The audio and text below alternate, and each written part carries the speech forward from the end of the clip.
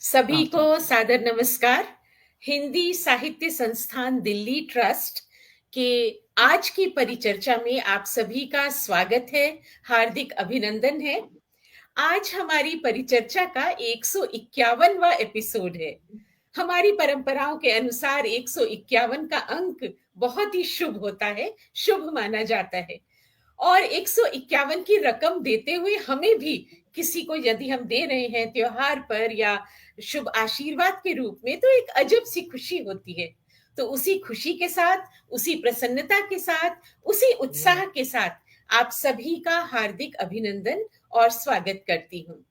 आज जिस विषय पर हम चर्चा करने जा रहे हैं वह है शिक्षा का अधिकार। यूं तो हमारे संविधान ने हमें बहुत से अधिकार दिए, किंतु शिक्षा का अधिकार अत्यंत महत्वपूर्ण अधिकार है। हमारे आज के सभी वक्ता इस विषय पर चर्चा करेंगे और हमारे साथ अपने अनुभवों को, अपने ज्ञान को बांटेंगे। हमारे साथ जो आज विद्वान वक्ता हैं, जो हमारे अतिथि हैं, उनका परिचय करवाते हुए मुझे बहुत ही खुशी हो रही है। आनंद, प्रसन्नता, आह्लाद की अनुभूति हो रही है। सर्वप्रथम मैं आमंत्रित करती हूँ, स्वागत करती हूँ डॉक्टर श्रीनिवासन अय्यर जी का। सर, आपका स्वागत है। आप एक शिक्षाविद हैं और एक वरिष्ठ साहित्यकार हैं। जैसा कि नाम से हमारे दर्शक और श्रोता काफी कुछ अंदाज लगा चुके होंगे, आप दक्षिण भारत से आते हैं, लेकिन आपकी कर्म भूमि राजस्थान है और राजस्थान का भी झीलों का शहर उदयपुर है। तो बहुत ही सुंदर प्रदेश से सर आते हैं, बहुत ही सुंदर शहर से सर आते हैं और शिक्षा के क्षेत्र में अनुपम योगदान आपका रहा है। आपको अनेक उपाधियों से सम्मानित किया गया है और जितना मैं आपको समझ पाई हूं, आप एक कर्मरत योगी के समान निरंतर कार्य करते रहते हैं और इस कार्य में बहुत ही निस्वार्थ भाव से आप कार्य करते हैं। आपका अभिनंदन, आपका स्वागत। इसके पश्चात मैं आमंत्रित करती हूँ, मैं स्वागत करती हूँ श्री गिरिजा शंकर जी का। गिरिजा शंकर जी, गिरिजा शंकर त्रिवेदी जी, मैं नाम पूरा ले लूं पहले। आप भी शिक्षा के क्षेत्र में रहे हैं, परंतु आज आप हमारे बीच एक अभिभावक के रूप में जुड़े हैं। आपके बच्चे यूं तो बड़े हो चुके हैं, किंतु आपकी समाज को देखने की, समाज के लोगों को समझने की, परख करने की एक आपको अंतर्दृष्टि प्राप्त है और आपने समाज को समझा है, आपने जाना है कि समाज आज किस ओर जा रहा है। एक अभिभावक के नाते शिक्षा के क्षेत्र में जो भी परिवर्तन होते हैं, आपकी उन पर नजर रहती है और आज आप हमारे बीच इसी विषय पर चर्चा करेंगे। इसके साथ ही मैं आमंत्रित करती हूँ, स्वागत करती हूँ एक बहुत प्यारी नन्ही मुन्नी सी बच्ची का, जो देखने से ही प्यारी सी नन्ही सी लग रही है, किंतु ये दिल्ली सरकार के विद्यालय में शिक्षिका हैं और नेचुरल साइंस पढ़ाती है। Directorate of education Delhi government में आप टीचर हैं, एज टीजीटी आप वहां कार्यरत हैं और ये आपका पहला अनुभव है इस प्रकार से वर्चुअल मंच पर आकर और अपनी बात को साझा करने का। लेकिन हम ये मानते हैं कि न तो उम्र किसी बात को रोक सकती है और ना ही पहला अनुभव जब कोई करता है और उस अनुभव के लिए जो उत्साह और साहस वो दिखाता है, वह भी काबिले तारीफ होता है। तो आप सभी का अभिनंदन, सभी का स्वागत। आज का विषय हमारा, जैसा मैं कह चुकी हूं, शिक्षा का अधिकार है। अगर मैं याद करूं तो शिक्षा के विषय में अपने पुरातन काल से, इतिहास के पृष्ठों से मैं किसी का नमन कर सकती हूं या मेरे हृदय में जिसके लिए अपार आदर है, वे हैं आचार्य चाणक्य। आचार्य चाणक्य ने एक स्थान पर कहा है, रूप यौवन संपन्ना विशाल कुल संभवाः विद्याहीना न शोभन्ते निर्गंधा इव किंशुकाः। अर्थात आचार्य चाणक्य कहते हैं, व्यक्ति कितना ही सुंदर क्यों न हो, उसका यौवन कितना ही प्रभावशाली और आकर्षक क्यों न हो, वह कितने ही उत्तम कुल में पैदा हुआ हो, लेकिन अगर उसके पास शिक्षा नहीं है, यदि वह विद्या से हीन है, तो वह सुगंध रहित किंशुक फूल के समान है। हमेशा जीवन में शिक्षा अर्जित करनी चाहिए, और शिक्षा के अर्जन से ही मनुष्य का कल्याण होता है। और जब मनुष्य का कल्याण होता है, तो समाज का कल्याण होता है। समाज का कल्याण होता है, तो राष्ट्र का कल्याण होता है। और जब राष्ट्र का कल्याण होता है, तो समस्त अखिल ब्रह्मांड का, अखिल विश्व का कल्याण होता है। तो शिक्षा के महत्व पर हम चर्चा यूं तो बहुत लंबी कर सकते हैं, पर हम सीधे आते हैं अपने विषय पर, जो है राइट टू एजुकेशन। आरटीई के नाम से ज्यादातर लोगों के बीच में लोकप्रिय है। आरटीई यानी शिक्षा का अधिकार, जिसको सरकार ने सबसे पहले प्रस्तावित किया 4 अगस्त 2009 को। और ये जो संविधान में इसका आर्टिकल है, वह है 21A। और ये पूरे विश्व में 135 देश ऐसे हैं जहां आरटीई उनके संविधान में या उनके देश में लागू है। हमारे देश में यह लागू हुआ 1 अप्रैल 2010, यानी 1 अप्रैल 2010 को। इसमें अनेक प्रावधान हैं, और इन प्रावधानों के विषय में चर्चा करने के लिए हमारे बीच हमारे विद्वान साथी हैं, हमारे विद्वान वक्ता हैं। तो सर्वप्रथम मैं अपने बुजुर्ग, वरिष्ठ और बहुत ही पूजनीय, सम्मानित श्री श्रीनिवासन जी, डॉक्टर श्रीनिवासन अय्यर जी को आमंत्रित करती हूँ। और श्रोताओं सावधान, आप उनकी हिंदी पर भी मुग्ध होने वाले हैं। ये न समझे कि वे दक्षिण भारतीय हैं तो हिंदी नहीं बोल पाएंगे। तो उनकी हिंदी, उनके विचार आप सुनने के लिए बिल्कुल तैयार हो जाइए। और श्रीनिवासन जी, मंच अब आपका है। तहे दिल से, दिल की अतल गहराइयों से आपको धन्यवाद, आभार और बहुत सारा स्नेह, बहुत सारा शुभाशीष सबको, जो जो भी इस कार्यक्रम में भाग ले रहे हैं। शायद इसमें सबसे वयसी ज्येष्ठ मैं ही हूँ। गिरिजा शंकर जी भी मेरे अनुज ही हैं। सबका अभिनंदन करते हुए मुझे समझ में नहीं आ रहा मैं अपनी बात बतौर शिक्षक कहूँ या अक्षराभ्यासी साहित्य से जुड़े हुए व्यक्ति के रूप में कहूँ या एक कलाकार के रूप में कहूँ। शायद तीनों का समन्वय रहेगा मेरे वक्तव्य में। सबसे पहले तो जब हम शिक्षा की बात कहते हैं, शिक्षा को लेकर के मुझे शिक्षा आयोग के द्वारा कहा गया एक कथन याद आ रहा है इस प्रसंग में, जब उन्होंने कहा था, शिक्षा मनुष्य जीवन के लिए उसी प्रकार से आवश्यक है जिस प्रकार से संगमरमर के प्रस्तर खंड को शिल्प कला।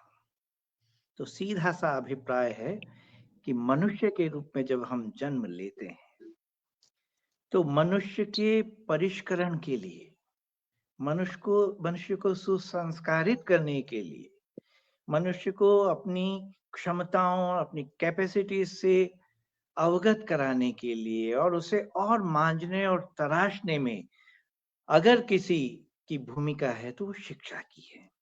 इसलिए हमारे आचार्यों, ऋषियों, मुनियों ने इस और पहले से ध्यान दिया। जैसे बहन मीता जी ने चाणक्य को उद्धृत किया, रूप यौवन संपन्ना विशाल कुल संभवा विद्या विहीना न शोभन्ते निर्गंधाइव किंचुका। बहुत सही बात है। आप चाहे कितने भी सुदर्शन व्यक्तित्व के धनी क्यों न हो, चाहे कितने ही धनपति क्यों न हो, चाहे और किसी भी तामझाम और लकदक से परिपूर्ण क्यों न हो, लेकिन अब अगर आप शिक्षित नहीं हैं, और शिक्षित का मतलब केवल पढ़ना लिखना नहीं, आचरण के तौर पर सुसंस्कारित होना, मूल्यपरक होना, वो शिक्षित होने का अभिप्राय है।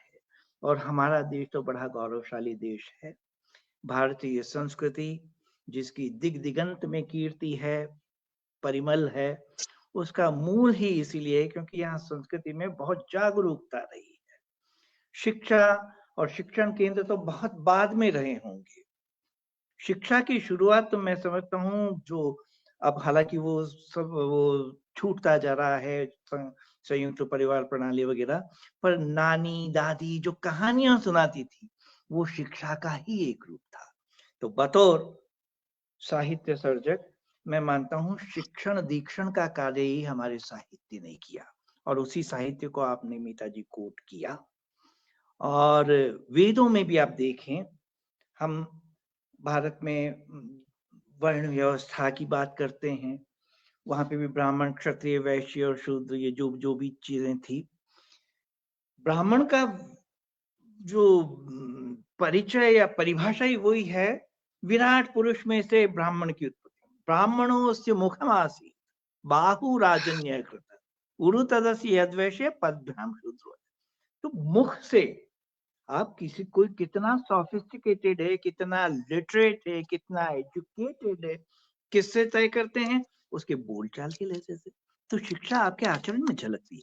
इसी को ध्यान में रखते हुए शायद हमारे आचार्यों ने जब कहा, अब देखिए आपने पंचतंत्र का नाम सुना होगा, उसका तो उसका तो प्रणयन ही इसीलिए हुआ, कहते हैं कि कोई एक राजा था और उसके बच्चे थे, और बच्चे बिल्कुल बंड थे, पढ़ने लिखने से कोसों दूर। अब राजा था, राजतंत्र था, तो राजतंत्र में तो होता यही है कि पिता की मृत्यु के बाद बेटे को राज तिलक होता है और राजगद्दी। लेकिन वो राजा बहुत समझदार था, वहां वैभव थी, वहां राज पदवी थी, संप्रभुता थी, राज्य था, भूभाग था, सब कुछ था। लेकिन उसे लगा कि ये बच्चे अगर पढ़े लिखे नहीं तो फिर क्या शासन चलाएंगे। देखिए, हाँ, ये हमारी दृष्टि थी। तो और उसी संदर्भ में था चाणक्य वाला जो श्लोक आपने कोट किया ना, वो बहुत दुखी हो रहा था। उस राजा ने सोचा कि यार क्या होगा इतने बड़े कुल में जन्म लेकर के इन बच्चों का। तो इसलिए हमारे आचार्यों ने पहले ही कह दिया। हम शिक्षा के अधिकार की बात अभी जैसे आपने स्पष्ट किया कि 2009 में, और ये है ना शिक्षा का अधिकार और वो 135 देश जो सब आपने जिक्र किया, मैं समझता हूँ हमारा भारत एक इस तरह का कालातीत चिंतन का देश रहा है जहां प्रारंभ से ही मुझे नीति का एक शुभ ध्यान आता है, जहां कहा माता शत्रु पिता वैरी ये न बालो न पाठित न शोभते सभा मध्य हंस मध्य बको। अगर कोई बच्चा पढ़ने के लिए नहीं जाता, देखिए हम शिक्षा के अधिकार की बात कब कर रहे हैं, 2009 में ला रहे हैं उसके लिए कुछ प्रावधान या अधिनियम जो भी है, लेकिन कि वो माँ शत्रु है, माता शत्रु पिता वैरी, वो माँ शत्रुतुल्य है, पिता बैरी है, ये न बालो न पाठित, जिसने बच्चे को पढ़ाया नहीं। स्कूल में एनरोल करवाना, और चलिए पेरेंट्स अगर कैपेबल नहीं है, हमारे सामने एकलव्य का भी दृष्टांत है, शिक्षा के अधिकार का ही तो मारा हुआ था वो बच्चा। अगर उस संदर्भ में हम देखें, हमने अपनी जड़ों की ओर लौटे, पहुंचता है वो, लेकिन चूंकि वो फीस जुटा नहीं सकता, वो उन बड़े बच्चों के साथ बराबरी कर नहीं सकता, गैर बराबरी का दौर है, तो क्या होता है, लेकिन जहां शिक्षा ग्रहण करने की एक कुव्वत है वहां वो क्या अर्जित करता है इसे छुपा नहीं है। तो शिक्षा की अपनी महत्ता है, और शिक्षित है, शिक्षा है तो समाज, जैसे जैसे आपने कहा ना, शिक्षा से परिवार, समाज, राष्ट्र और पूरी मानवता प्रभावित होती है, शिक्षित होने से और अशिक्षित रहने से। शिक्षित होने का अर्थ केवल लिटरेट होना नहीं, जीवन में मूल्यों को अंगीकार करना और आत्मसात करना और आचरण में लाना। मुझे याद आता है शिक्षा को लेकर के भी हम इतने दिग्भ्रमित हैं। अमृता जी से बात हो रही थी, अमृता प्रीतम मेरी बहुत चहेती लेखिका रही हैं, और जब मेरी पहली कविता की किताब छप रही थी उसकी भूमिका के संदर्भ में उनसे मिलने का हौज खास में उनके घर पे भेंट हुई थी, और बहुत सारे मुद्दों पे बात हुई, शिक्षा पे भी आई। मैंने उनसे पूछा, मैम ये अच्छे बड़े बड़े साहित्यकार और बड़े दिग्गज लोग भी आम आदमी की तरह से क्यों बर्ताव करते हैं, वो कोई संस्कारित और शिक्षित होने का परिचय क्यों नहीं देते? तो उन्होंने कहा नहीं नहीं नहीं, आम आदमी की तौहीन मत कीजिए आप। आम आदमी, उसको अगर अवसर नहीं मिला तो ये उसका दोष नहीं है, हमने अवसर नहीं दिया, उसको वंचित किया। बोली शिक्षा, अय्यर साहब शिक्षा आई है क्या लोगों की जिंदगी में? बोली शिक्षा नहीं है, एजुकेशन कहाँ आई है? एजुकेशन से सिर्फ क्लेवरनेस ऑफ करप्शन आया है। कितनी गहरी बात की। शिक्षा नहीं आई, शिक्षा से हमने चतुराइयां, चालाकियां, जालसाजियां, ये सीखने का अगर हमारी प्रवृत्ति है तो देश कहाँ पहुंचेगा। तो देश का निर्माण करना है। चलिए, हम देर आए दुरुस्त आए, हमने सोचा कि हर बच्चे को पढ़ने का अधिकार होना चाहिए। प्राइवेट स्कूलों को फीस बढ़ाने का कोई अधिकार ऐसा नहीं मिलना चाहिए। शिक्षा हर बच्चे के लिए 6 से लेकर के 14 साल तक के बच्चों का उसमें है ना, आपने पढ़ाई है उसको शिक्षा के अधिकार के तहत। तो वो बात है। और इस बात को मैं अब कलाकार के रूप में कहूं तो मैं एक छोटी सी चीज मैंने ढूंढ के निकाली है, हालांकि इसमें इतना क्लियरली दिखेगा नहीं, फिर भी मैं जरा भरसक इसको पास में ला रहा हूं। देखिए, ये शुंग काल, जो कि ईस्वी से 200 साल पूर्व का है, वहां ये एक खंडित एक प्रस्तर शिल्प मिला है, जिसमें एक बच्चा एक स्लेट लेकर के बैठा है, एक हाथ से वो कुछ उसमें लिख रहा है, एक हाथ से स्लेट पकड़ रखा है। और ये था हमारी शिक्षा के उस पे क्या हो गया? बोलिए सर, आ रही है आवाज, बोलिए। आ रही है आवाज? ठीक है। आ रही है, हाँ जी, तो हाँ जी, आ रही है। शिक्षा को रेखांकित करने का प्रयास, शिक्षा की महत्ता को रेखांकित करने का प्रयास जो है हमारे यहाँ ये शुंग काल में किया गया। और उसके अलावा आप देखें क्या कहते हैं इसमें शिक्षा आयोग की ही एक बात मुझे फिर ध्यान आती है, जब उसने कहा कि education should be man making and society making. तो जब तक शिक्षित नहीं होगा समाज, जब तक हम बच्चे को उसके विकास के लिए समुचित अवसर, जो कि शिक्षा से जिसकी राह खुलती है, जिसका मार्ग प्रशस्त होता है, उसके प्रति हमें उस अधिकार के तहत जो करणीय है वो सब करने की आवश्यकता है।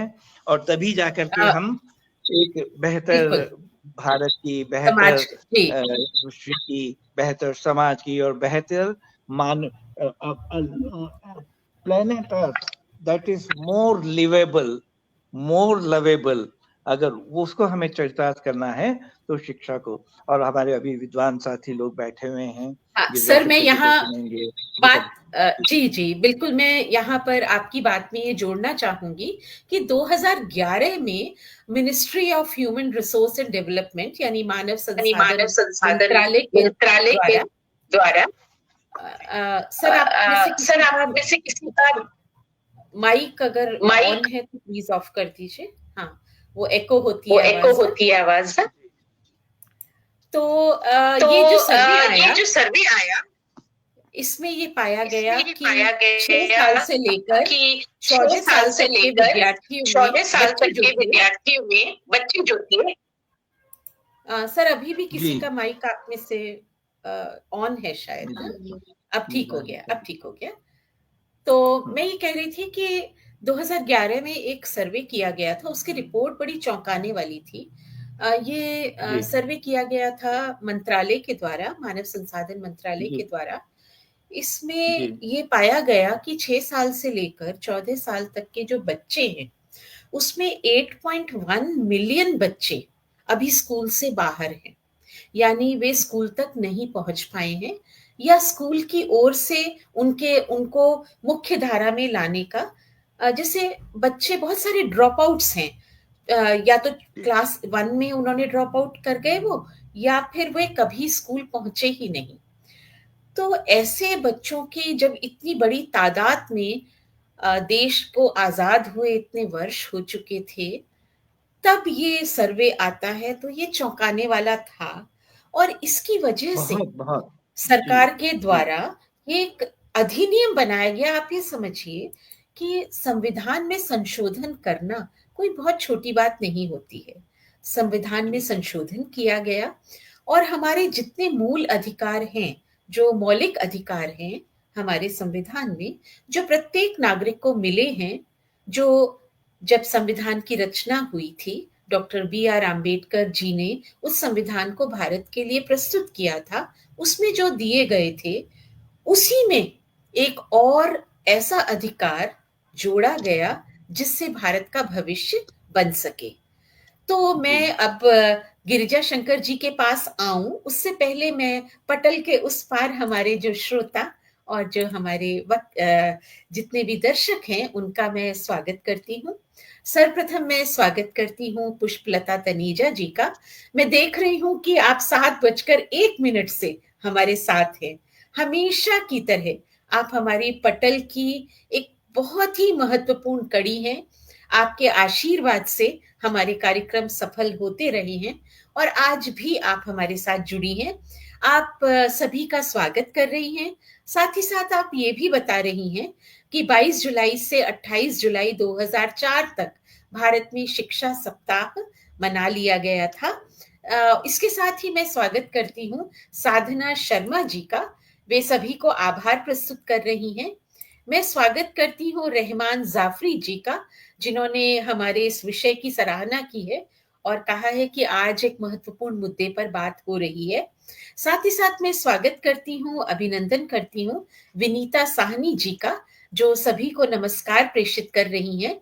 पुष्पलता तनेजा जी का एक और संदेश हमें प्राप्त होता है, बल्कि 2 संदेश और प्राप्त हुए हैं। शिक्षा का अधिकार मूल अधिकार है और भारत 135वां देश है। बिल्कुल सही कहा आपने।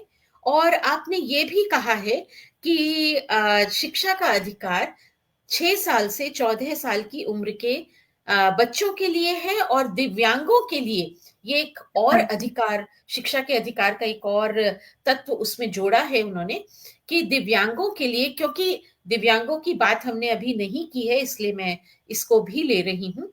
दिव्यांगों के लिए यह 6 से 18 साल है। वैसे इसका जिक्र जो फिजिकली हैंडीकैप्ड या स्पेशल नीड्स के बच्चों के लिए जो अधिकार दिए गए हैं, जो मूल प्रावधान है, उसमें इसका जिक्र आता है विस्तार से। लेकिन क्योंकि ये बच्चे, आज हम एक समावेशी समाज की बात करते हैं, इंक्लूसिव सोसाइटी की बात करते हैं, तो ये बच्चे भी हमारे ही बच्चे हैं और ये बच्चे भी हमारे लिए उसी तरह से महत्वपूर्ण हैं, देश के विकास के लिए उतने महत्वपूर्ण हैं जैसे एक सामान्य बच्चे होते हैं। तो पुष्पलता तनेजा जी, आपके द्वारा दी गई जानकारी वास्तव में बेहद सराहनीय है और आप जैसी विदुषी ही ऐसी जानकारियां हमें दे सकती थी। तो आपका आभार। और इस आभार के साथ मैं चलती हूँ गिरिजा शंकर जी के पास। तो त्रिवेदी जी, आप अभिभावक हैं और आपने समाज को परखा है, देखा है। आप क्या कहना चाहेंगे शिक्षा के अधिकार के विषय में? मैडम, आपको सबसे पहले तो बहुत बहुत धन्यवाद। बहुत कुछ हमारे साथी अय्यर साहब ने बहुत कुछ बता दिया है और जैसा कि उन्होंने बताया, आपने बताया कि शिक्षा का महत्व चाणक्य से मिलता है और मैं थोड़ा उससे आगे जाना चाह रहा था। मैं थोड़ी जानकारी और देना चाहता कि शिक्षा के बिना मनुष्य का विकास किसी भी तरह से नहीं होना सुनिश्चित है। इसके संदर्भ में मैं आपको एक श्लोक सुनाता हूँ कि येषां न विद्या न तपो न दानम न ज्ञानम न शीलम न गुणो न धर्म ते मर्त्य लोके भुवि भारभूता मनुष्य रूपेण मृगाश्चरन्ति। तो अनपढ़ व्यक्ति की तुलना तो जानवर से की हुई है। तो हमें हमारे देश में शिक्षा के महत्व को समझना चाहिए और इसके महत्व को समझते हुए ही हमारे ऋषि मुनियों ने, यदि हम ऋग्वेद की तरफ जाते हैं, बहुत पहले जाते हैं, तो वहां पर भी इसका जिक्र किया है, जिसमें सरस्वती, जिसको अपन विद्या की देवी मानते हैं, उसकी स्तुति करते हुए कहा है, पावकाः न सरस्वती वाजेभिर वाजिनीवती यज्ञम वस्तु धिया वसु। हे वरदे सरस्वती, हमें वरदान दो। हे विद्यावाणी के तारों को झंकृत करने वाली माँ, हमें विद्या की झंकार सुनाओ। तो हमने विद्या के महत्व को बहुत पहले से भारत के मनुष्यों ने हमारे भारतवर्ष में इंट्रोड्यूस कर दिया था। और इसी संदर्भ में जैसे आपने बताया, अय्यर साहब ने भी बताया कि अब हम 2009 में जाकर के शिक्षा के अधिकार की बात करते हैं। अधिकार तो बच्चे का उसी दिन से प्रारंभ हो जाता है जिस रोज बच्चा माँ के गर्भ में आ जाता है और बच्चे की जो प्रथम शिक्षिका मानी गई है वो भी माँ मानी गई है। उसके बाद पिता का दर्जा आता है, तो वहीं से उसकी शिक्षा प्रारंभ हो जाती है। और इसका उदाहरण हम इसका अभिमन्यु के संदर्भ में भी देखते हैं कि माँ के गर्भ में ही वो चक्रव्यूह के बारे में सारी जानकारी प्राप्त कर चुका था, केवल मात्र माँ के नींद आ जाने से वो बाहर निकलने की कला नहीं जानता था। एज अभिभावक मैं स्वयं इसके पक्ष में हूं और इसका पालन भी करता हुआ आ रहा हूं, और मुझे कई जगह बात करने का भी मौका मिला कि जब हमें शिक्षा का अधिकार दिया गया, तो शिक्षा का अधिकार क्यों दिया गया है? केवल पहले तो हमें जीने का अधिकार दिया गया, तो शिक्षा के अधिकार से जो हमें मुफ्त की शिक्षा, अनिवार्य की शिक्षा, और जो अल्प आय वर्ग के लोग हैं, जो अपनी फीस अफोर्ड नहीं कर सकते हैं, अपनी किताबें अफोर्ड नहीं कर सकते हैं, ऐसे और वंचित वर्ग के बच्चे को शिक्षा, अनिवार्य शिक्षा और मुफ्त शिक्षा की व्यवस्था की गई। इसके साथ ही यदि कोई बच्चा पढ़ना चाहता है तो उसके लिए स्कॉलरशिप की भी व्यवस्था की गई है, वो अलग से अपन देखते हैं। और जब ये बात आती है कि भी अनिवार्य शिक्षा की गई है, तो उसके लिए प्राइवेट स्कूलों के लिए एक बाध्यता कर दी गई कि वो 25% बच्चों को अपने स्कूलों में इस आरक्षण रखेंगे, उन बच्चों के लिए जो वंचित समाज से हैं या अल्प आय वर्ग से आते हैं। अब बात उठती है कि कई बार बच्चा शर्मा शर्मी में ऐसी स्कूलों में जाता नहीं है, तो हमारा कर्तव्य ये बन जाता है एज पेरेंट्स कि हम इसकी जानकारी हमारे बच्चों को भी दें, समाज में अन्य वर्गों को भी दें, हमारे आसपास जो वंचित वर्ग है उनको भी दें, जिससे वो अधिक से अधिक स्कूलों में जाएं और उसका लाभ उठाएं। और यहाँ पर एक प्रश्न और आता है कि जो प्राइवेट स्कूल्स हैं वो थोड़ी आनाकानी करते हैं, वो ऐसा चाहते हैं कि ये बच्चे हमारे स्कूल में नहीं आए, जिससे हम अन्य बच्चों को एडमिशन देकर के मोटी राशि शुल्क के रूप में प्राप्त कर लें। तो यहाँ पर एक जागरूक पेरेंट्स के रूप में हमारा ये कर्तव्य बनता है कि हम ऐसे इंस्टीट्यूशंस, ऐसी संस्थाओं के विरुद्ध अपनी आवाज उठाएं, उनको समझाएं और यह बताएं कि ये जो वंचित वर्ग है या जो अल्प आय वर्ग का समाज है, ये भी हमारे समाज का ही एक हिस्सा है। यदि ये नहीं उठेंगे तो वर्ग संघर्ष प्रारंभ होगा समाज में। तो हमें इनको भी आगे लाना है, जिससे कि बराबरी का जीवन जी सकें। अब जीवन जीना ही नहीं है, केवल जीवन का जीने का अधिकार तो दिया था 21 में, और 21A में ये भी कर दिया कि आपको मुफ्त शिक्षा भी मिलेगी और अनिवार्य शिक्षा भी मिल जाएगी। परंतु उससे क्या होगा? उससे हमें बच्चों में ये जानकारी देनी है, ये समाज में जानकारी उपलब्ध करानी है कि एक बच्चे को एक अच्छा नागरिक बनाने के लिए उसको गरिमामय जीवन जीने का अधिकार है। ये शिक्षा का अधिकार क्या है कि उसको गरिमामय जीवन जीने के लिए बाध्य करता है, और वो जब गरिमामय जीवन जीता है तो अपना सर भी ऊंचा करके जीता है। वो हमारे राष्ट्र के विकास में सहयोग प्रदान करता है, परिवार के विकास में सहयोग प्रदान करता है, समाज में हमारी जो रूढ़िवादिता है उसको समाप्त करेगा और अपना सर ऊंचा रख करके जीवन जिएगा। तो अब जब इस तरह से समाज में तैयार होगा बच्चा, तो निश्चित रूप से राष्ट्र के निर्माण में बहुत बड़ा योगदान उस बालक का होगा। और दूसरी बात जब हम करते हैं कि यदि ये हमारी ड्यूटी पेरेंट्स के रूप में भी है, जब हर पेरेंट्स, सभी बच्चों के पेरेंट्स इस तरह से ठान लेंगे तो समाज, बच्चे जो हर समाज के जो बच्चे हैं वो अपने आप आगे बढ़ने लगेंगे, तो स्वस्थ समाज का निर्माण होगा। उसके लिए हमें खुद को सेक्रीफाइस करना पड़ता है। हमें हमारा रोल जो है एक पेरेंट्स के रूप में, हमारा रोल हमारे बच्चों के प्रति फ्रेंड, फिलोसोफर और गाइड का होना चाहिए। हम बच्चों को ऐसा नहीं समझे कि ये मेरा बच्चा है, वो हमारे राष्ट्र का एक नागरिक है, आने वाले समय का, भारत के भविष्य का निर्माण करने वाला है। तो हमें उसके प्रति मित्रवत संबंध रखना है, और मित्रवत संबंध रखते हुए हमें सारी जानकारी जो हमें अच्छी बुरी सब है उसको सिखानी पड़ेगी। इसी तरह से हम उसको ऐसी आध्यात्मिक जानकारी भी उपलब्ध कराएं समाज के संदर्भ में, अपने परिवार के संदर्भ में, जिससे कि वो उसके बारे में सारी चीजों से अनभिज्ञ नहीं रहे। और गाइड, हमें हर कदम पे बच्चे को गाइड करना है।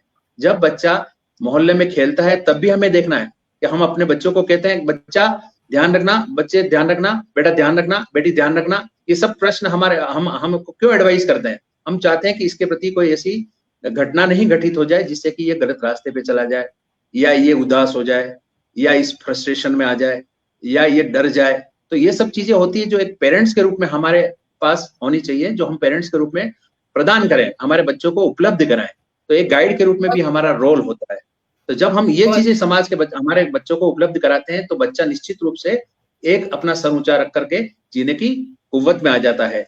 और दूसरी बात जो मैं सोचता हूँ, मेरा ये कहना है कि केवल शिक्षा के अधिकार से काम नहीं चलेगा। आगे बच्चा जब 14 साल 15 साल का बच्चा हो जाता है तो उसको भी हमें गाइड करने की आवश्यकता होती है। वहां शिक्षा के अधिकार तो 14 साल तक आपने फ्री कर दिया, परंतु वहां आप तो पैसा भी दे रहे हैं, मोटी फीस भी खर्च कर रहे हैं। तो मोटी जब फीस खर्च कर रहे हैं तो बच्चे को वहां पर भी अच्छे बुरे की जानकारी देने का कर्तव्य हम पेरेंट्स का ही है, ये हमें नहीं भूलना चाहिए।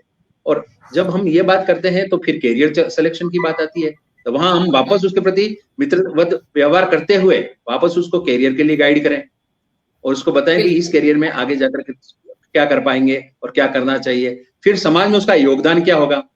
जैसे मेरे मित्र अय्यर साहब मेरे परिवार से अच्छी तरह से वाकिफ हैं, मैंने मेरे दोनों बच्चों को डॉक्टर बनाया, तो मैंने बनाने के पहले उनसे पूरी राय ली, फिर उनको प्रोज एंड कॉन्स समझाए, फिर मैं इसके लिए भी तैयार रहा कि मुझे कितना खर्च करना पड़ेगा, आर्थिक रूप से मेरे ऊपर कितना वजन आएगा, क्योंकि जब मेरे बच्चे पढ़ते थे तब तो शिक्षा का अधिकार या ये आया नहीं था, ये एक्ट बना नहीं था, अधिनियम था नहीं, तो मैंने अपने स्तर पे ये सब काम किया। परंतु अभी कई पेरेंट्स ऐसे हैं जो एफोर्ड नहीं कर पा रहे हैं, तो उन लोगों को शिक्षा के अधिकार के तहत इन सभी लाभों का लाभ उठाने चाहिए, जिससे कि वो अपने बच्चों को अच्छी तरह से तैयार कर सकें। अब आगे बात आती है कि जब शिक्षा हम देते हैं तो हमारे बच्चों को केवल किताबी शिक्षा से काम नहीं चलने वाला, बुकिश नॉलेज काम नहीं आता। हमें समाज में हम बैठे हैं तो हम उनको कई एग्जीबिशंस में ले जाएं, मेले प्रदर्शनी में ले जाएं, हम उनके पेरेंट टीचर्स मीटिंग होती है वहां ले जाएं, हम कोई ऐसे म्यूजियम दिखाने के लिए ले जाएं। तो इस तरीके से बच्चे के मानसिक विकास में ये सब सहयोगी होते हैं। तो ये सब चीजें हमें एक पेरेंट्स के रूप में करना पड़ेगा, तभी हम बच्चे को और हमें खुद को सेटिस्फेक्शन होगा इसका। और जब बच्चा इन सब चीजों से सरोबार हो जाता है, बच्चे में ये सब सारी जागृति आ जाती है, उसमें ये सारी जानकारी उपलब्ध हो जाती है, तो उसका खुद का मन में इतना कॉन्फिडेंस लेवल बढ़ जाता है कि पापा मैं अब कर लूंगा, मम्मी मैं ये कर लूंगा, उसमें ये एक भावना डेवलप हो जाती है। और जब ये भावना डेवलप हो जाती है तो वो जीवन के विभिन्न जो सोपान हैं उन सोपानों को चढ़ते हुए अपने करियर में बहुत आगे बढ़ सकता है। क्योंकि शिक्षा का अधिकार और अनिवार्य शिक्षा, मुफ्त शिक्षा, ये तो हमारे जीवन के सर्वांगीण विकास की दिशा में उठाए गए कदम के ध्वजवाहक हैं केवल मात्र। ये हमें दिखा रहे हैं कि आगे आगे दौड़ रहे हैं, हम उसके पीछे पीछे फॉलो करते हुए चलें। तो ये कर्तव्य हमारा है, न कि दूसरे व्यक्तियों का। अभिभावक के रूप में हमारी सतत प्रयास है, सतत हमें ये काम करना पड़ेगा। हमें हर जगह अपनी आईज ओपन रखनी पड़ेंगी, ईयर्स ओपन रखने पड़ेंगे। और एक दिन ऐसा आएगा कि जब बच्चा खुद को लगेगा और भगवान खुद ये कहेगा, किसी शायर ने भी कहा है कि खुद ही को कर बुलंद इतना कि हर तकदीर से पहले खुदा बंदे से पूछे कि बता तेरी रजा क्या है। ईश्वर खुद आके पूछेगा भैया तेरा जीवन में क्या उद्देश्य है, बता भैया। तो इस तरह से बच्चा अपने जीवन में अपने उद्देश्यों की पूर्ति कर पाएगा, गरिमा में जीवन जी पाएगा और एक अच्छा नागरिक बनके, एक अच्छा इंसान बनके राष्ट्र के विकास में और अच्छा अपना सहयोग प्रदान कर पाएगा। मैडम बहुत सुंदर त्रिवेदी जी, आपने इतनी बढ़िया बात कही। आपने ये कहा कि एक अभिभावक होने के नाते हमें सजग रहना होगा और एक प्रकार से हमें लोगों को भी जागरूक करना होगा। ये बात आपकी बिल्कुल सच है, क्योंकि बहुत सारे बच्चे पहली बार उनके परिवार में वे ऐसे होते हैं जो स्कूल आ रहे होते हैं, जो स्कूल में प्रवेश पाते हैं आरटीई के तहत, वो फर्स्ट जनरेशन स्टूडेंट्स होते हैं। उससे पहले उनके माता पिता ने कभी पढ़ाई नहीं की, कभी स्कूल का मुख नहीं देखा, आरटीई जैसे कोई प्रावधान पहले थे नहीं। और एक प्रकार से जैसे हम पाते हैं इस प्रकार के वंचित परिवारों से आने वाले बच्चे जो हैं, या दूर दराज में रहने वाले बच्चे जहां स्कूल की व्यवस्था बहुत कम उपलब्ध है, या अगर है भी तो वो लचर पचर सी व्यवस्था है, उतना बढ़िया कुछ नहीं है, वहां पर जो बच्चे छूट रहे हैं, असल में हमारा संविधान कहता है हम भारत के लोग, प्रस्तावना में ही उसने कह दिया हम और भारत के लोग। तो हम कहने का मतलब है यहां वहां इधर उधर जो भी है सब समावेशी में इस शब्द का प्रयोग बहुत करती हूं। और ये बच्चे जो छूट रहे थे वे भी तो भारत की मुख्य धारा में आने के लिए उनका अधिकार बनता है। वे भी देश के सही बात, नागरिक हैं। अगर मेरे सही पास बात है। पैसे हैं, मैं अपने बच्चों को पढ़ा सकती हूँ, या किसी और के पास पैसे हैं, तो उस बच्चे का कोई दोष नहीं है जिसके माता-पिता के पास पढ़ाने के लिए पैसे नहीं हैं। सही, पढ़ाने के साथ-साथ और बहुत सारी चीज़ों की ज़रूरत होती है। क्लासेस में बैग्स चाहिए, जूते चाहिए, यूनिफ़ॉर्म चाहिए। तो ये असल में शिक्षा जो है, वो भारत के संविधान में एक कॉन्करेंट इश्यू है, जो भारत सरकार और राज्य सरकार और लोकल बॉडीज जितनी होती हैं, वे सब मिल करके निभाती हैं। अब इसके साथ जब शिक्षा का अधिकार आया तो इसमें पेरेंट्स भी जुड़ गए, अभिभावक जुड़ गए, क्योंकि अभिभावकों में यदि चैतन्यता है, तो वे इसके प्रति जागरूक होंगे। मैं जागरूक हूँ, तो मैं अपने आसपास जो ऐसे माता-पिता हैं, उनको इस बात की सलाह दे सकती हूँ। और सरकार ने बाध्यता बनाई है पब्लिक स्कूल्स के लिए। सरकारी स्कूलों में तो कब से ये जब आरंभ हुआ तभी से आरंभ हो गया था, क्योंकि 1 अप्रैल को हुआ था। तो 1 अप्रैल को सेशन शुरू होता है और उसी साल एडमिशन की गाइडलाइंस में सारी चीजें ये आ गई थी। और उसकी सही बात है। अनुपालना, क्योंकि मैं भी सरकारी स्कूल से आती हूँ, तो उसकी अनुपालना तब से बड़ी ही संजीदगी के साथ, गंभीरता के साथ हो रही है, और होनी भी चाहिए। क्योंकि जैसा मैंने कहा, हर बच्चे का, आपने भी कहा, गर्भ से ही उसको ये अधिकार है कि वो शिक्षा प्राप्त करे। और भारत जैसे डेमोक्रेटिक देश में रहकर, जहां लोगों का शासन है, लोगों के लिए शासन है, लोगों के द्वारा शासन है, तो हर व्यक्ति का ये अधिकार है कि उसे जीने का अधिकार मिले और जीने के लिए शिक्षा का अधिकार मिले। तो इन सभी महत्वपूर्ण बिंदुओं को छूते हुए अब मैं आगे बढ़ती हूँ और आमंत्रित करती हूँ, मैं फिर से कहूँ, नन्ही मुन्नी प्यारी प्यारी बच्ची को, और आप आए और हमें जी। अपना कुछ अनुभव बताएं, क्योंकि आप अभी युवा हैं। और दीपा जी, अभी अभी आपने नौकरी शुरू की है, आपने ऐसे बच्चों को देखा होगा, और क्योंकि आप सरकारी स्कूल से आती हैं, तो बहुत सारे चैलेंजेस भी होंगे ऐसे बच्चों के साथ। और आपका अनुभव क्या है? और देखिए, सरकारी शिक्षक, क्योंकि मेरा अपना अनुभव भी है, सरकारी शिक्षक होने के नाते हम संवेदनशील तो ज्यादा होते ही हैं, और संवेदनशील होने के साथ साथ हम में एक समानुभूति का भाव होता है। हम ज्यादा इम्पैथेटिक होते हैं बच्चों के प्रति। और जैसा कि अभी थोड़ी देर पहले श्रीनिवासन जी ने कहा था कि बहुत ठोक बजाकर हमारा सिलेक्शन होता है, वो भी बात सच है।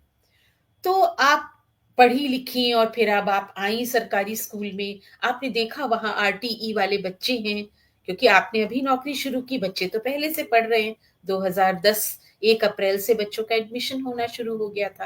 आपका क्या अनुभव है? प्लीज हमसे शेयर कीजिए। दीपा जी, आइए।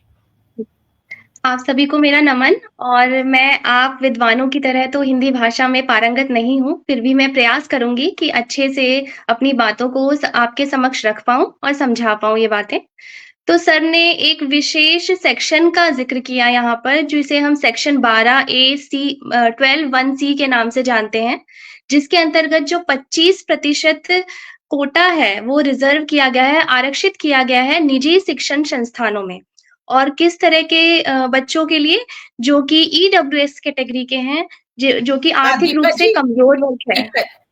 दीपा जी, ये सरकारी स्कूलों में भी है, दोनों में है, मैम निजी में भी है, सरकारी में भी है। मैम सरकारी स्कूलों में तो ये ऑटोमेटिकली अप्लाई होता है, क्योंकि सरकारी स्कूलों में आप एडमिशन डिनाई नहीं कर सकते, लेकिन जो हमारे निजी संस्थान है वो नहीं करते थे इन्हें। तो उस पर ये इस बार से जो एक्ट के द्वारा ये बाइंडिंग किया गया है कि आप लोगों को जो है एंट्री लेवल पर ही, जैसे अगर कोई जो विद्यालय है केजी से स्टार्ट होता है तो उन्हें केजी में से शुरू कर देना है। अगर कोई विद्यालय नर्सरी कक्षा से शुरू होता है तो उन्हें नर्सरी से ही शुरू कर देना है। अगर कोई विद्यालय पहली कक्षा से शुरू हो रहा है तो उन्हें पहली कक्षा से ही ये प्रावधान अपने विद्यालयों में लागू करना है। और इसमें जो है आर्थिक रूप से कमजोर वर्ग के अलावा जो वंचित समूह है, हमारे डिसएडवांटेजेस ग्रुप है, जिसमें कि 6 कैटेगरीज आती हैं। दिल्ली सरकार ने नोटिफाई किया है इसमें कि 6 कैटेगरीज हैं हमारी। और वो सारी कैटेगरीज को कोटा दिया जाता है 25% का, इस जिसमें कि जो है अनुसूचित जाति, अनुसूचित जनजाति, अन्य पिछड़ा वर्ग है, अनाथ बच्चे हैं या फिर कोई HIV से ग्रस्त बच्चा है वो भी इसके, और जो ट्रांसजेंडर बच्चे हैं वो भी इसके अंतर्गत समाहित किए जाते हैं। तो ये एक्ट तो बना दिया गया, लेकिन इसके अंतर्गत जितने भी नियम और कानून होते हैं वो बनाने की जिम्मेदारी दी गई है राज्य सरकारों को। तो राज्य सरकार अपने हिसाब से इस पे जो भी नियम बनाते हैं उन्हें गजट में नोटिफाई किया जाता है। अब यहीं से थोड़ी सी दिक्कतें शुरू हो जाती हैं, क्योंकि सरकार ने तो एक ब्लूप्रिंट बना के दिया कि अधिनियम पास किया। अब सभी राज्य सरकारें इस पे किस तरीके से नियम बना रही हैं, उस पे बहुत हद तक निर्भर करता है कि ये अधिनियम कितना मायने रखेगा, कितने सारे बच्चे जो हैं इसका फायदा उठा पाएंगे या नहीं उठा पाएंगे। क्योंकि जो नीति आयोग ने भी इस पे स्टडीज की हैं, जो national commission of protection of child rights है, उनकी भी इस पे जो स्टडीज हुई हैं, उन्होंने ये चीजें देखी हैं कि सभी राज्यों में इसका पालन सही तरीके से नहीं हो रहा। अब क्या कारण है, क्या दिक्कतें हैं और क्या समस्याएं हैं, वो सारी मैं यहाँ बताऊंगी, और इसके प्रावधानों के अंतर्गत अभिभावक जो है किस तरीके से इसका लाभ उठा सकते हैं, ये भी मैं जिक्र करूंगी। तो ज्यादातर स्कूलों में, ज्यादातर राज्यों में जो ये प्रक्रिया है, इसके अंतर्गत जो एडमिशन लिया जा सकता है वो ऑनलाइन प्रक्रिया है। जैसे कि मैं दिल्ली सरकार का उदाहरण दूंगी, तो जो दिल्ली सरकार की ऑफिशियल वेबसाइट है edudel.nic.in, वहां पर जो है मार्च और अप्रैल के महीने में प्रॉपर जो है एक नोटिफिकेशन जारी किया जाता है, और ऑनलाइन ही जो है अभिभावक उसमें इस कैटेगरी के लिए अप्लाई कर सकते हैं। तो सारे अभिभावक इस कैटेगरी के लिए ऑनलाइन दिल्ली सरकार की साइट पर जो है अप्लाई कर सकते हैं। एक फोन नंबर से एक ही एप्लीकेशन एक्सेप्ट होती है, क्योंकि ताकि जो है कोई फॉर्जरी ना हो, कोई जो है गलत तरीके से एडमिशन ना हो जाए, तो इसीलिए एक बच्चे के लिए एक ही फॉर्म भरा जाता है। अगर डुप्लीकेसी हुई, एक से ज्यादा फॉर्म भर दिए गए, तो जो है निरस्त हो जाती है वो एप्लीकेशन। तो ये ऑनलाइन प्रक्रिया होती है। और जो जितने भी जो निजी शिक्षण संस्थान हैं हमारे, उन्हें हर साल उनके स्कूलों में कितनी सीटें हैं पहली क्लास में या केजी में कितनी सीटें हैं, वो उन्हें जो है शिक्षा विभाग के पास वो डाटा जो है भेजना होता है। तो इससे ये पता चल जाता है कि किस स्कूल में, किस विद्यालय में कितनी सीटें हैं और कितने एडमिशन इनके अंतर्गत ईडब्ल्यूएस कैटेगरी या डीजी कैटेगरी से हो जाने चाहिए। तो एक तरीके से पारदर्शिता आ जाती है, सरकार के पास समस्त डाटा आ जाता है। तो जब अभिभावक ने अप्लाई कर दिया, उसके बाद कंप्यूटराइज्ड तरीके से ही एक लॉटरी निकलती है। अगर मान लीजिए एप्लीकेशंस बहुत ज्यादा आ गई और सीटें कम हैं, तो कंप्यूटराइज्ड तरीके से ही लॉटरी निकलती है और बच्चे को एक स्कूल में सीट अलॉट कर दी जाती है। और इसके लिए जो है कि प्रोसेस पूरी तरीके से सही हो, पारदर्शिता रहे, तो जो भी अभिभावक है उनका। दीपा जी मैं ये बताना चाहती हूँ कि मैं केंद्रीय विद्यालय में हूँ, तो केंद्रीय विद्यालयों में भी यही प्रक्रिया है, बिल्कुल जो आप बता रही हैं। मुझे लगता है पूरे भारतवर्ष में जितने सरकारी स्कूल हैं, सब में एक ही प्रक्रिया का अनुपालन किया जाता है, और ये बहुत फेयर, पारदर्शी होती है ये प्रक्रिया। इसमें क्योंकि पेरेंट बैठ के देख सकते हैं और इसका ऑनलाइन प्रसारण भी होता है, यूट्यूब पर ये ऑनलाइन जाता है, लाइव जाता है।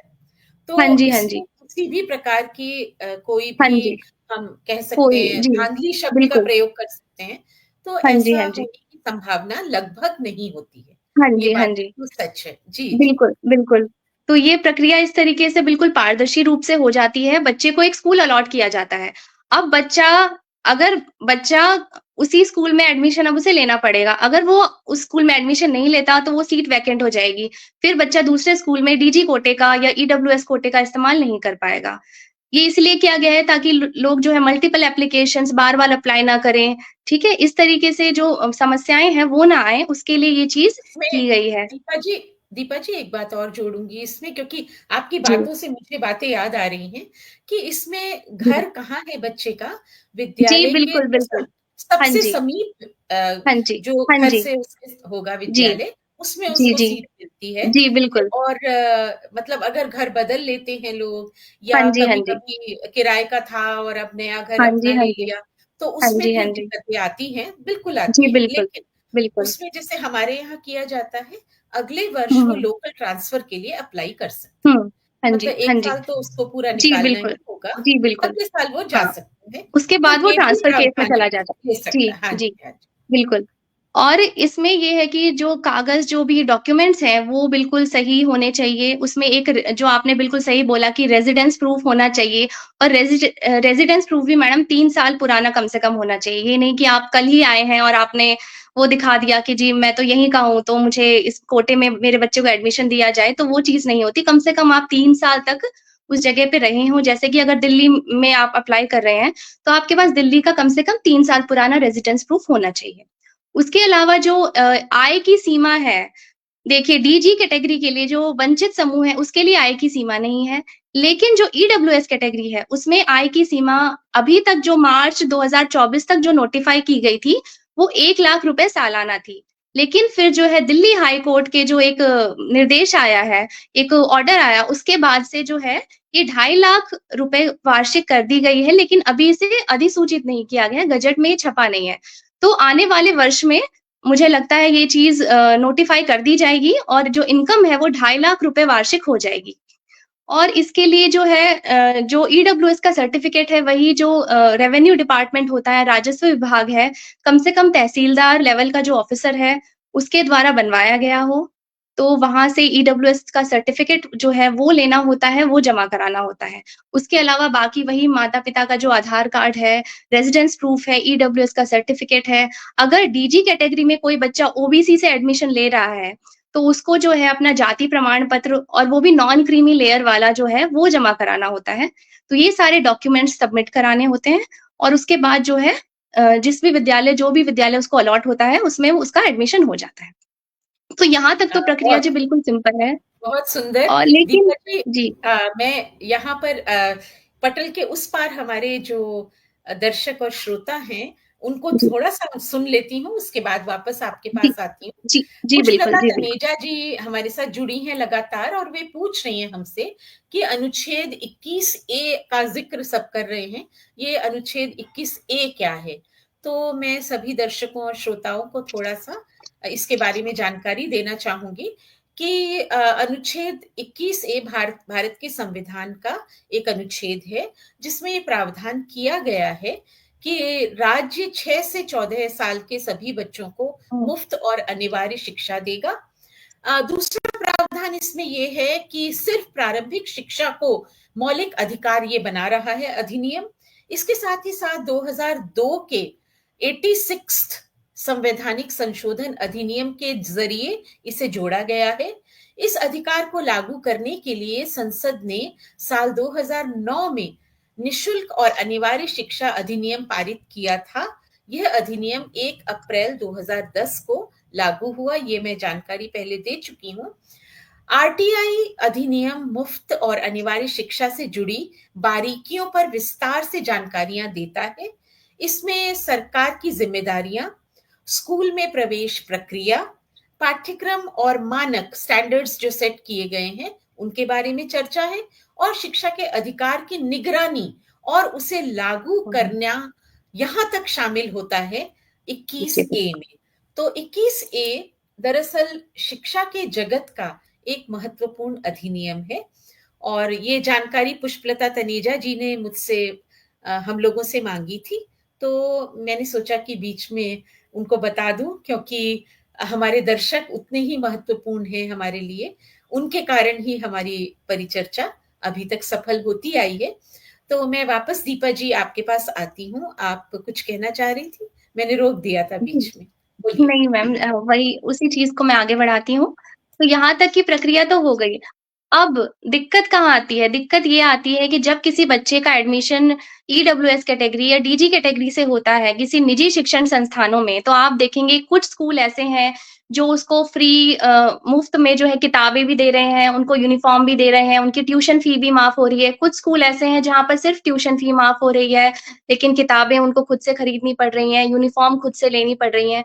तो दिक्कत ये है कि इस विषय में ना पूरी तरीके से दिशा निर्देश जो हैं थोड़े से स्पष्ट नहीं है। बात ये है कि जो भी निजी शिक्षण संस्थान है, हर बच्चे पे उनका जो इन कैटेगरीज़ में जो भी खर्चा आता है, वो सबमिट करते हैं वो शिक्षा विभाग को, जो कि उन्हें रीइम्बर्स किया जाता है। अब ये हर बच्चे पे जो है हर राज्य के अनुसार अलग-अलग है। किसी राज्य ने इस पे लगभग 18-19 हज़ार वार्षिक प्रत्येक छात्र के ऊपर रूप में जो निर्धारित की हुई है। अब दिक्कत ये है कि हर स्कूल, प्राइवेट स्कूल की फीस जो स्ट्रक्चर है वो अलग-अलग तरीके से कार्य करता है। उनके फीस की जो संरचना है वो समान नहीं है। इसीलिए दिक्कत ये आ जाती है कि कुछ स्कूलों में सिर्फ यूनिफ़ॉर्म और जो है ट्यूशन फी माफ़ हो रही है, बाकी किताबें जो हैं और बाकी चीज़ें जो भी को-करिकुलर एक्टिविटीज़ हैं, पिकनिक पे बच्चे जाते हैं, उनका खर्चा हो गया या किसी तरह की गतिविधि हो गई, स्विमिंग क्लासेस चल रही हैं, उनका खर्चा हो गया, तो वो पेरेंट्स को उठाना पड़ रहा है। तो इस तरीके से बहुत सारी शिकायतें आ रही हैं और ये हर राज्य में अलग-अलग तरीके की शिकायतें हैं। तो इसके तो लिए जी जो है पर एक कॉमन गाइड। जी, बिल्कुल। बिल्कुल मैं एक ये कह रही हूँ कि समान। निगरा इसमें निगरानी की बहुत आवश्यकता है, जी, बिल्कुल, जो भी बिल्कुल। हाँ क्योंकि जी। प्रावधान बना देने के बाद उसका हाँ जी। फ़ॉलो अप भी होना ज़रूरी है, जी, जी, कि जी। क्या फ़ॉलो अप ठीक से हो रहा है जी, कि नहीं हो रहा है, जी। या पब्लिक स्कूल्स या निजी संस्थान जितने भी हैं, हुँ, हुँ। क्या वे अपनी तरह से उसको ले रहे हैं? हुँ, मतलब उन्होंने हुँ, उसे हुँ, अपनी हुँ। तरह मोल्ड कर लिया, अपनी जी, सुविधा जी, के जी। अनुसार, जी, बच्चे का जी। हित ध्यान में नहीं जी। रखा। यही जी, बात जी। आप कहना चाह रहे हैं? जी, जी, बिल्कुल, बहुत बिल्कुल, बढ़िया। बिल्कुल, जी, जी, बिल्कुल। बात पूरी कीजिए। जी। वैसे इसके लिए जो है जैसे जिला स्तर पर जो भी हमारे सहायक शिक्षा निदेशक होते हैं, डिप्टी डायरेक्टर ऑफ एजुकेशन होते हैं, वहाँ पर जो है अभिभावक अपनी शिकायतें लेकर के जा सकते हैं। वहाँ कंप्लेंट दर्ज कराई जा सकती है। अगर आप किसी बात से संतुष्ट नहीं हैं या फिर कोई बात आपको लगता है कि गलत हो रही है स्कूल में, मेरे बच्चे को जो है जो सुविधाएँ मिलनी चाहिए थी, जो शिक्षा के अधिनियम के अनुसार हैं, अगर आपको उसमें कुछ कमी नज़र आ रही है, तो जो है आप अपनी शिकायतें वहाँ पर भी जा कर के बता दर्ज सकते कर हैं। और वो जी, बिल्कुल वो सहायक शिक्षा निदेशक जो भी हैं हर जिले के, वो इस पर कोई न कोई जो भी समुचित कार्रवाई होती है, वो अपने हिसाब से करते हैं।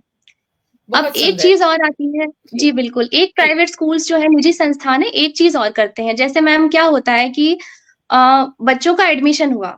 अब किसी कारणवश ऐसा हुआ कि बच्चे ने बीच में स्कूल छोड़ दिया, क्योंकि जो आप जानते ही हैं कि ये किस आर्थिक समूहों से आते हैं। हो सकता है उन बच्चे के माँ-बाप का, अभिभावकों का काम छूट गया हो या और कोई भी कारण हो। तो कई बार क्या होता है, बच्चे स्कूल नहीं जा पाते, 1 महीना हो गया या 2 महीने हो गया, तो उसके बाद जो है निजी शिक्षण संस्थान उस पे कोई भी फ़ॉलो-अप नहीं लेते हैं। उसके बाद हुँ, उसपे कोई कार्यवाही नहीं करते हैं और वो सीट ऐसे ही चली जाती है। ना वो बच्चे के पास फ़ोन करके पूछते हैं कि क्या दिक्कत है, एप्लीकेशन है या क्या चीज़ है, उसके बाद उसका कोई फ़ॉलो-अप नहीं होता, उसके बाद कहाँ गया बच्चा, कुछ पता नहीं होता। तो ड्रॉप हुँ, आउट रेट्स जो हैं हमारे, वो बढ़ गए इस और कैटेगरी में हाँ, जी, इस कैटेगरी में काफ़ी ज़्यादा हैं, जो कि कम करने की ज़रूरत है। और इसके लिए बिल्कुल। सबसे एक बेसिक चीज़ जो है, वो फ़ॉलो-अप है कि आप कम से कम एक फ़ॉलो-अप जो ईमानदारी से जो फ़ॉलो-अप होना चाहिए, वो ज़रूर लें। ताकि हमें एग्ज़ैक्टली सही से पता चले कि दिक्कत क्या है, बच्चे के साथ क्या वाक़ई में कोई दिक्कत है? ऐसा भी हो सकता है वाक़ई कोई परेशानी है हुँ, जिसकी वज़ह से बच्चा स्कूल नहीं आ बिल्कुल, पा रहा है, तो उस चीज़ को बिल्कुल, ठीक बिल्कुल। किया जा सकता है। आप एक एप्लीकेशन हुँ, लीजिए, फॉर्मल चीज़ें करिए और थोड़ा-सा आप इसके लिए जो है एक सहानुभूतिपूर्ण हम रवैया बच्चे के लिए अपना सकते हैं। तो ये चीज़ बहुत करनी अच्छे, चाहिए। बहुत अच्छे। जी। मतलब सहानुभूति के साथ-साथ जी। अगर हम जी, शिक्षा का बिल्कुल। अधिकार दे रहे हैं, तो जी, सहानुभूति के बिल्कुल। साथ-साथ जी, हमें जी, बिल्कुल। संवेदनशील होना होगा, बिल्कुल, थोड़ा बिल्कुल, अपने बिल्कुल। आप को सेंसिटाइज़ करना होगा हाँ और जी। ये बात मानकर चलनी होगी। केवल अधिकार अधिनियम बन गया, उससे किसी को हुँ, हुँ। अधिकार प्राप्त होता नहीं है। जी, जी। अधिकार प्राप्त करने के रास्ते में बहुत सारी बाधाएं होती हैं। उन बाधाओं को विद्यालय आसानी से दूर कर सकता है और हुँ, ड्रॉप हुँ। आउट रेट्स बढ़ रहे हैं, ये चौंकाने वाली बात है, क्योंकि जी। हमारा जो मूल उद्देश्य था वह यही था कि हम ड्रॉप आउट्स को मुख्य धारा में लाएं और जो हुँ, दूर हुँ। दराज में बैठे बच्चे हैं या आर्थिक रूप से कमजोर वर्ग है उनके बच्चे हैं, या जैसे आपने कहा एड्स के बच्चे हैं या ट्रांसजेंडर्स हैं, जो किसी ना हुँ, हुँ। किसी सामाजिक परिस्थिति हुँ, के कारण या आर्थिक हुँ। परिस्थिति के कारण हुँ, विद्यालय हुँ। नहीं पहुंच पा रहे हैं, हम हुँ, उनको हुँ। एडमिशन दे रहे हैं और फिर ड्रॉप आउट हो रहा है। तो ये वास्तव में चिंतनीय बात है बिल्कुल, बिल्कुल। और मेरे ख्याल से सरकार अपनी तरह से और अधिक निगरानी इसमें बढ़ाए जी, और जी। समुचित ऐसी व्यवस्था करे जिससे कि इनके विषय में अगर जिला स्तर पर भी बार-बार फ़ॉलो अप माँगा जाए, तो जी। विद्यालय बाध्य होंगे अपने स्तर हुँ। पर फ़ॉलो अप करने के।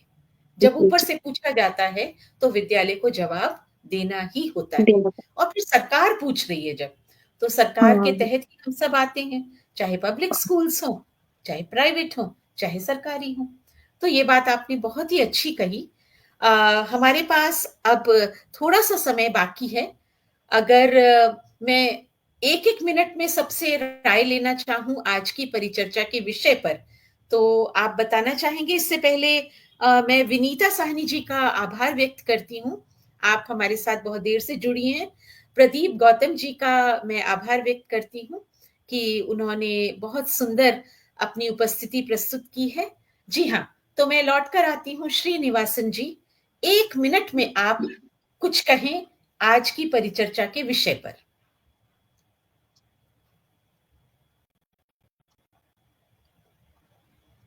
सर माइक म्यूट है आपका। बहुत ही सुंदर परिचर्चा थी और बहुत मेहनत से मैं दीपा जी को भी बहुत ध्यान से सुन रहा था, गिरिजा शंकर जी को भी सुन रहा था। मीता जी, आपका संचालन तो A1 है ही, और जिस तरह से आप बीच में संवाद को आगे बढ़ा रही थी पूरी रुचि और मनोयोग से, सारा कुछ स्तुत्य था। एक बात मैं और कहना चाहूंगा कि शिक्षा के अधिकार के तहत हम जब अभी डिप्राइव्ड बच्चों की बात कर रहे थे, ट्रांसजेंडर या HIV, और तो अब देखिए स्कूल ड्रॉप आउट बच्चे हैं, उनके लिए एक शिक्षा का बहुत अच्छा एक दर्शन है डी स्कूलिंग सोसाइटी। एक शिक्षाविद था इवान इलिज, उसने ये सूत्र दिया था कि कई बच्चे, और वो स्कूल के हालांकि बहुत खिलाफ थे कि स्कूल सिर्फ डब्बाबंद सूचनाएं देती है, जैसे कैंड फूड हम खाते हैं उस तरह कैंड सूचनाएं देते हैं, एजुकेट नहीं कर रही। तो ऐसे लोगों को लेकर के भी कुछ एक्सपेरिमेंट्स हो रहे हैं। यहाँ हमारे उदयपुर में शिक्षांतर नाम की एक NGO है, वो खास तौर से उन बच्चों को जो स्कूल या तो जाने से खुद कतराते थे, या पेरेंट्स इतने अवेयर नहीं थे कि उनको स्कूल भेजें, या किसी और कारण से वो शिक्षा से, तथाकथित शिक्षा से वंचित, उनके लिए वो सेल्फ रेस्पेक्ट के साथ पुश्तैनी जो उनके धंधे हैं, जो भी उनके कारोबार हैं, उसके प्रति चेतना जागृत करते हैं। तो कई स्कूल वो जो ड्रॉप आउट बच्चे हैं, वो आज उस संस्था से जुड़ के, क्योंकि वो शिक्षित कर रही है। शिक्षा का अर्थ केवल एक संस्था में एनरोल होना और कुछ किताबें पढ़ लेना और परीक्षा देना, ये नहीं है। शिक्षा एक व्यापक दृष्टि है। उस हिसाब से उन बच्चों के लिए तो ऐसे नए एक्सपेरिमेंट की भी जरूरत है जो शिक्षा के अधिकार को सही रूप में चरितार्थ करें। बिल्कुल, बहुत सुंदर, बहुत सुंदर, आभार आपका। और गिरिजा शंकर जी, आप 1 मिनट में क्या कहना चाहेंगे? मैडम, जहां तक वंचित वर्ग है उसको मुख्य धारा में लाने का कार्य है, वो राज्य सरकार द्वारा राजस्थान के संदर्भ में तो किया जा रहा है आंगनवाड़ी के माध्यम से। आंगनवाड़ी एक इतना लंबा चौड़ा पेरिफेरनेलिया है जिसमें कि वो घर घर जाकर के जो वहां की सहायिकाएं हैं, उन बच्चों को बचपन, जो छोटे बच्चे हैं 3 साल 4 साल के बच्चे हैं, उनको वहीं से तैयार कर रही है कि कहीं एक इंस्टीट्यूशन में उनको जाना है। तो उनके प्रति जब वो 6 साल की स्थिति में आते हैं, स्कूल में प्रवेश लेने की स्थिति में आते हैं, तो उनके मन में ये भावना हो जाती है कि मैं इतने साल से किसी इंस्टीट्यूशन में जा रहा हूँ या जा रही हूँ, तो मैं अब आगे भी अच्छे स्कूल में जाने के लिए अपने आप को तैयार करूं। और उनके पेरेंट्स जो हैं वो भी अपना मानस तब तक बना चुके होते हैं कि वो शिक्षा प्राप्त करने के लिए अपने बच्चों को वहां जाने हेतु मोटिवेट करें, क्योंकि उनको अब समझ में आ गया है कि अब हमारे बच्चे यदि पढ़ेंगे तो आगे बढ़ेंगे, इसमें कोई शक नहीं है। बहुत सुंदर, बहुत सुंदर त्रिवेदी जी, आपने इतनी सुंदर बात रखी और सरकार के द्वारा किए जा रहे प्रयत्नों के बारे में भी यहाँ बताया। और आंगनवाड़ी का इसमें वास्तव में एक बहुत बड़ा रोल है, बहुत बड़ी भूमिका है। जो सहायिकाएं हैं वे वहां की, वे बिल्कुल जड़ों में काम करती हैं समाज के। वास्तव में वे भी स्तुत्य हैं, और ऐसे काम करने वाले कर्मयोगियों की ही देश में आवश्यकता है शिक्षा को बढ़ाने के लिए। पटल के उस पार मैं मनोज कुमार जी को देख पा रही हूँ।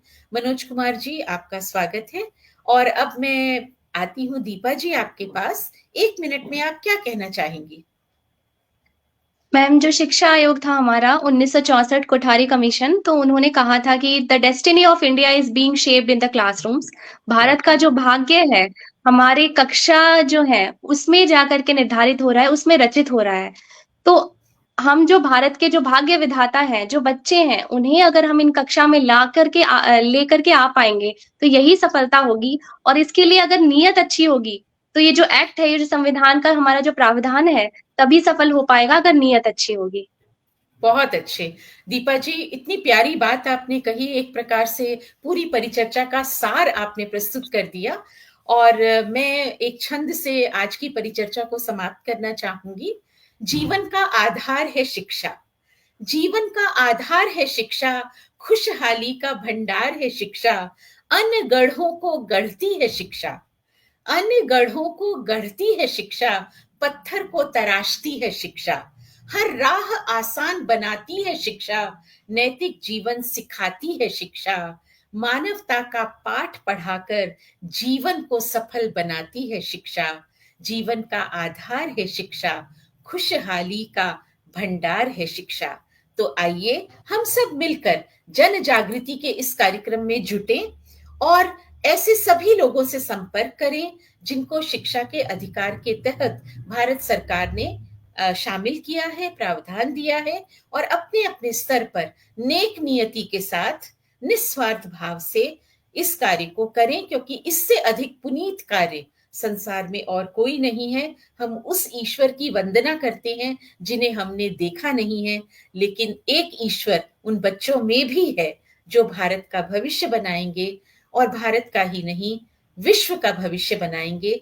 ऐसे सभी बच्चों को अपने ध्यान में रखें और शिक्षा के अधिकार के विषय में लोगों से चर्चा करें। चर्चा करने से हर काम सफल होता है और सफल कार्य का सुफल सबको प्राप्त होता है। धन्यवाद, आपका दिन शुभ हो और सभी को आभार। बहुत बहुत बधाई अच्छे आयोजन के लिए मैडम, बहुत बहुत बधाई। शुक्रिया जी।